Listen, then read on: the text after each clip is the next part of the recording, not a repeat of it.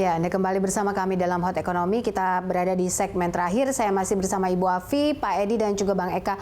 Ibu Afi, saya ingin input yang paling betul-betul dibutuhkan mungkin oleh Indonesia, tidak hanya pemerintah saja, tapi semua pihak yang berkepentingan soal ini dengan diciptakannya Undang-Undang Cipta Kerja, bagaimana fokus lagi untuk kedepannya agar demand side dan juga supply side-nya juga bisa naik saat ini.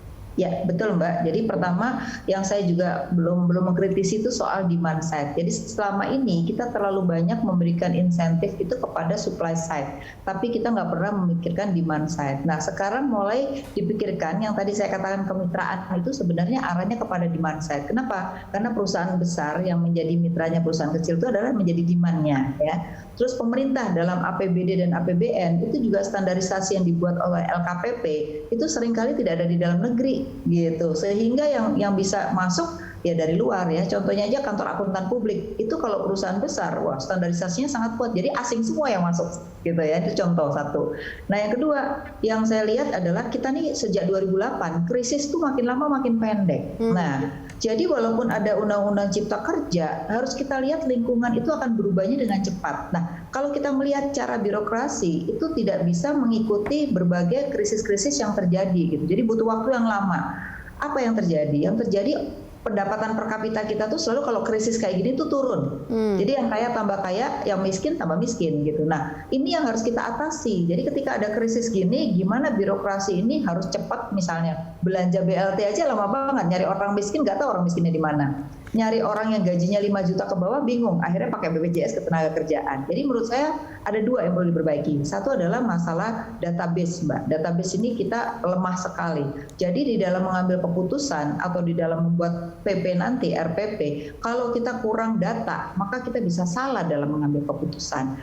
Yang kedua adalah masalah tadi, birokrasi harus dibedakan ketika kondisi tidak normal, maka harus motong juga gitu. Misalnya kayak tadi dana pen gitu ya. Nah, nanti akan terjadi lagi. Mungkin tahun depan krisisnya berasal dari Cina, besok lagi dari Afrika gitu. Nah, ini kita hadapi terus gitu. Nah, ini saya rasa dua hal itu menjadi penting, karena kalau itu nggak diperhatikan, apapun undang-undang yang kita perbaiki, maka tidak akan ada perubahan dalam ekonomi. Saya rasa itu. Baik, sebelum ke Pak Edi untuk menjawab ini, Bang Eka, catatan Anda seperti apa? Kalau dari sisi ekonomi sih harapan kita yang kita ingin lakukan kan bagaimana cara memperkuat sebuah struktur perekonomian sebuah negara. Yang pertama adalah dari segi pelaku tadi yang harus banyak, dan kemudian dengan banyaknya pelaku ini maka bisa menggerakkan ekonomi.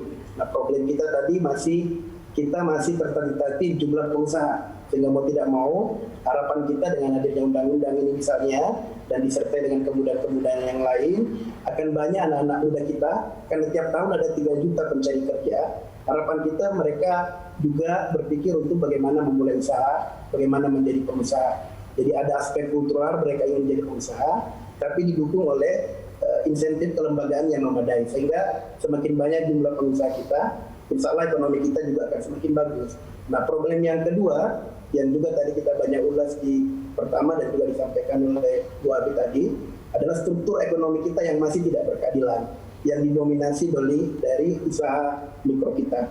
UMKM kita ini kan menyerap 99% tenaga kerja dan merupakan 99% juga unit usaha di Indonesia.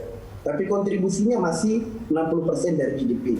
Kemudian akses perbankannya, kredit yang mengarah ke mereka masih di bawah 20%. Artinya ada sebuah ketimpangan. Nah, apa problemnya? Ya problemnya itu tadi.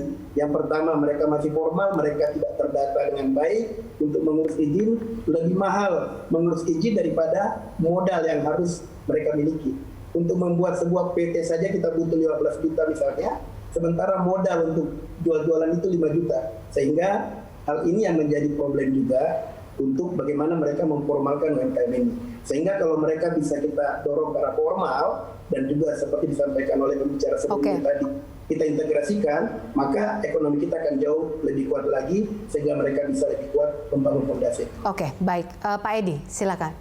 Ya, saya satu yang tadi disampaikan Mbak Afi ya, tentang demand side tadi, barang dan sebagainya ya. Memang satu hal yang pertama tidak mudah ya bagi pemerintah, karena kalau kita turunin speknya nanti ada kritik pula kan bahwa nanti pemerintah belanjanya kok barang yang abal-abal dan sebagainya. Jadi itu tidak mudah ya karena ada trade off-nya gitu. Tapi pemerintah juga sebenarnya nggak kaku banget ya kalau itu pengadaan untuk pemerintah. Ini satu cerita aja, joke aja ya, cerita dalam arti dari Kementan. Itu suatu ketika itu menterinya bilang, bukan menteri yang sekarang ya, traktor itu kan kita harus impor terus kan gitu. Kalau ada traktor dalam negeri jalannya mundur sekalipun saya beli, katanya gitu. Gitu loh. Jadi jangankan yang maju gitu, jalan mundur pun saya beli. Intinya apa? Bahwa kita juga berusaha untuk tidak terlalu tinggi ya spesifikasi untuk produk dalam, tapi itu ada batas. Karena pada akhirnya kan belanjanya itu kan harus terhadap barang-barang yang memang bisa dipakai secara produktif begitu ya, dipakai dengan baik, jangan barang abal-abal. Tapi poin saya adalah pemerintah sudah berusaha melakukan melalui pengadaan barang dan jasa yang dalam domainnya pemerintah, speknya juga berusaha agak diturunkan gitu ya. Tetapi kalau untuk demand yang dari swasta itu memang pemerintah kan tidak bisa menginstruksikan ya, tetapi pemerintah memfasilitasi. Nah, tapi ini juga perlu dukungan semua pihak ya, termasuk para pelaku usaha UMKM. Ya, kualitasnya yang mesti di-upgrade dong gitu kalau mau tembus pasar yang lebih besar, karena itu nggak bisa lagi. Kalau mau naik kelas ya berarti persyaratannya harus lebih tinggi dibandingkan yang kelas-kelas yang di bawahnya gitu. Itu yang kita semua harus pahami, sehingga kita perlu dukungan dari semua pihak, termasuk teman-teman pengusaha. Baik, oke. Terima kasih untuk semua narasumber saya, Bang Eka, Bu Afi, dan juga Pak Edi. Semoga kedepannya kepastian hukum ini juga terus bisa membantu meningkatkan investasi dan juga sektor real di tanah air ini dengan bantuan dan juga support semua pihak, karena ini bukan hanya PR pemerintah, tapi dukungan dari semua pihak termasuk pelaku usaha dan juga kementerian lembaga dan juga daerah. Terima kasih untuk waktunya bersama kami dalam Hot Ekonomi hari ini. Selamat malam. Selamat malam. Ya, pemirsa, sampai di sini kebersamaan kita dalam Hot Ekonomi. Tetap jaga jarak dan pakai masker Anda. Anda bisa mengirimkan informasi dan saran ke email kami di redaksi @berita1.tv atau follow kami via Twitter, Facebook, YouTube, dan Instagram. Saya Poppy Zaidra. Terima kasih, sampai jumpa.